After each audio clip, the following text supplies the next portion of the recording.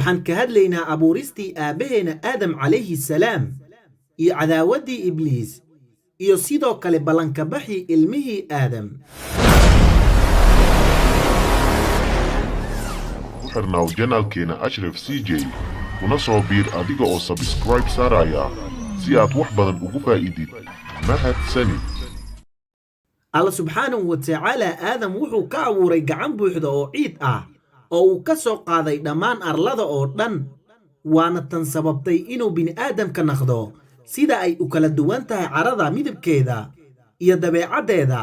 maxaa yeelay waxaa ku jira kuwa cad, kuwa cas, kuwa madow iyo midabyo u dhaxeeya. kuwaasi waxaa bini'aadamka ku jira kuwa dabeecad wanaagsan, kuwa dabeecad xun, sidoo kale kuwa dabacsan iyo kuwa adag oo dabeecad qalafsan, iyo kuwa u dhaxeeya intaas.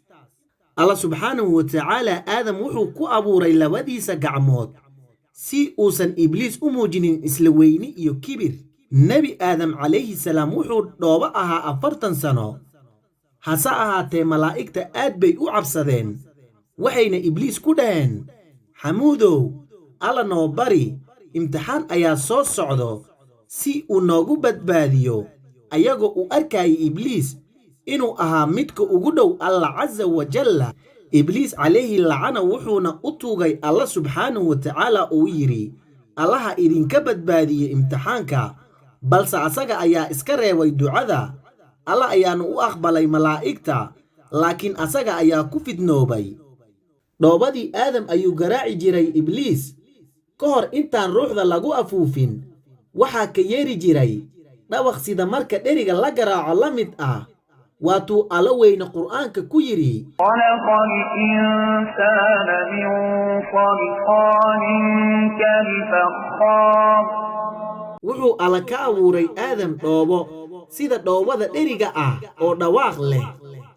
ibliis wuxuu yidhi waa inay jiraan wax ujeeddo ah oo loo abuuray waxaani, asagoo ula jeeday aadam oo dhooba ahaa. markaasuu ka galay afka, wuxuuna ka soo baxay dabada. kadib wuxuu malaa'igta ku yidhi, ha ka cabsanina, sababtoo ah rabbigiina waa daa'im oo ma laha wax dalool ah. hase ahaatee kani waa mid dalool leh, waana ka adkaan doonaa oo jebin doonaa. wuxuu ula jeeday in aadam iyo ilmihiisa uu lumin doono, waana halka ay ka bilaabatay cadaawadda uu u qabo ibliis bini'aadamka. markii nebi aadam uu alla subxaanahu wa tacaala ku afuufay ruuxda oo ruuxda ay gashay madaxiisa, nebi aadam wuu hindhisay. malaa'igta ayaa dhaheen, dheh alxamdulillaah. markaasuu yidhi, alxamdulillaah. alle ayaa yidhi, rabbigaa ha kuu naxariisto. aadam markii ay indhihiisa ruuxda galeen, wuxuu arkay mirihii jannada. markii ay ruuxdiisa gashay caloosha, baahi ayaa qabatay. markaasuu booday asagoo u socda dhanka miraha si uu u cuno. waa meesha uu alla subxaanahu wa tacaala ku leeyahay aadanaha waxaa laga abuuray degdeg. markii uu alla subxaanahu wa tacaala abuuray aadam, dhabarka ayuu ka masaxay, waxaana ka soo baxay dhammaan nafaha dhalan doona oo ka mid ah ubadkiisa ilaa maalinta qiyaamaha. markii ruuxda oo dhan loo soo bixiyey bannaanka, labadii indhood ee aadana kasta wuxuu alla subxaanahu wa tacaala u yeelay iftiin birqaaya. waxaana noolaha oo dhan la soo hor istaajiyey nebi aadam hortiisa. markaasuu nebi aadan yidhi, yaa waaye kuwaan rabbiyow? alla subxaanahu wa tacaala wuxuu yidhi, waa owlaaddaada. aadam wuxuu ku dhex arkay nin indhihiisa birqaayaan oo soo jiitay indhihiisa. nebi aadam wuxuu yidhi, rabbiyow, kan yaa waaye? alla subxaanahu wa tacaala wuxuu yidhi, waa mid ka mid ah owlaaddaada oo imaan doona aakhirka, oo la dhihi doono daa'uud. markaasuu nebi aadam yidhi, rabbiyow, meeqa waaye cimrigiisa? alla subxaanahu wa tacaala wuxuu yidhi, 60 sano. nebillaahi aadam calayhi salaam wuxuu yidhi, rabbiyow, 40 sano ka sii cimrigayga oo ka yeel 100 sano cimrigiisa. markii uu dhammaaday cimrigii aadam, waxaa u yimid malakul mowt.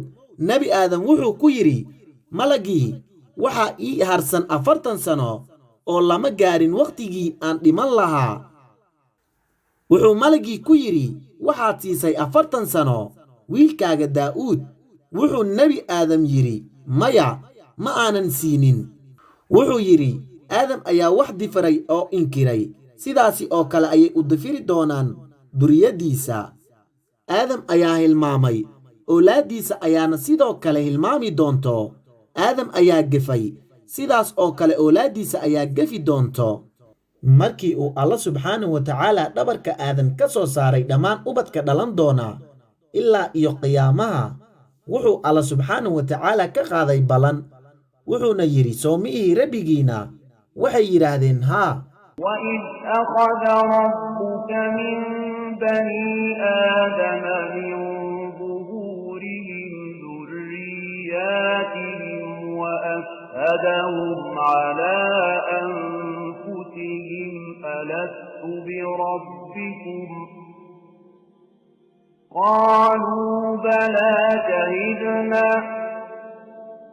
أن تقولوا يوم القيامة إنا كنا عن هذا غافلين. xus nebi allow markii uu rabbigaa ballan ka qaaday aadan carruurtiisa iyo dhabaryaalkooda carruurtooda, una markhaati geliyey nafafyaalkooda korkooda. wuxuuna ku yidhi, miyaanan ahayn rabbigiina? waxay dhaheen, haa, markhaati ayaan ka nahay. waa inaadan dhihin maalinta qiyaamaha anaga waxaan ahayn kuwa moog oo hilmaamsan.